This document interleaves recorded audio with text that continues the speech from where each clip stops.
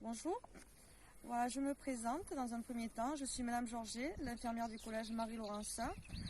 Donc, comme vous le savez, le 18 mai, le collège Marie-Laurencin entamera la réouverture de l'établissement de manière très progressive.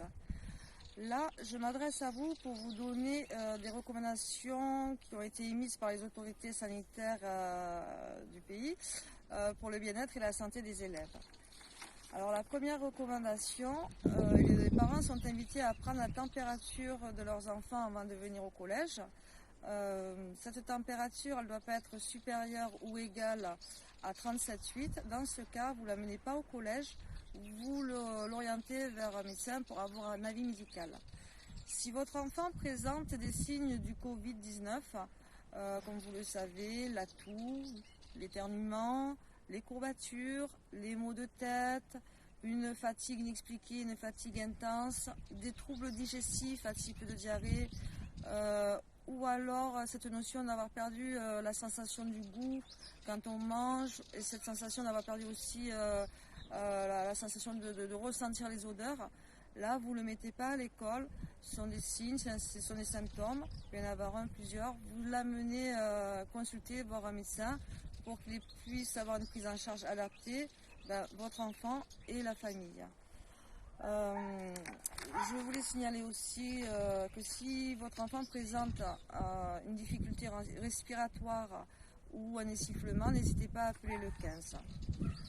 Pour les enfants qui seront au collège, je demande, j'insiste, si vous avez changé de téléphone, n'hésitez pas à nous les communiquer parce que j'aimerais que les parents soient joignables durant le temps scolaire des enfants au sein de l'établissement.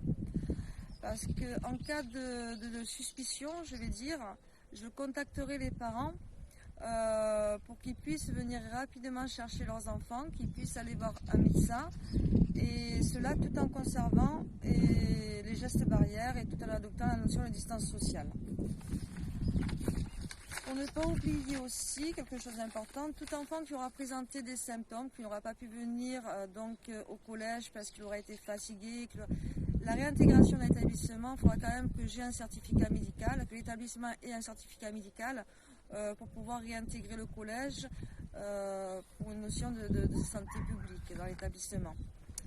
Au niveau de mon emploi du temps, il va changer un petit peu parce que il va s'adapter en fait à la présentielle des élèves, ce qui veut dire qu'en fait, au sein de l'établissement du collège Marie-Laurencin, il y aura toujours une infirmière présente, ou pour accueillir, ou pour parler si l'enfant n'est pas bien psychologiquement, qu'il a besoin de parler, ou pour si jamais il y a des suspicions de coronavirus.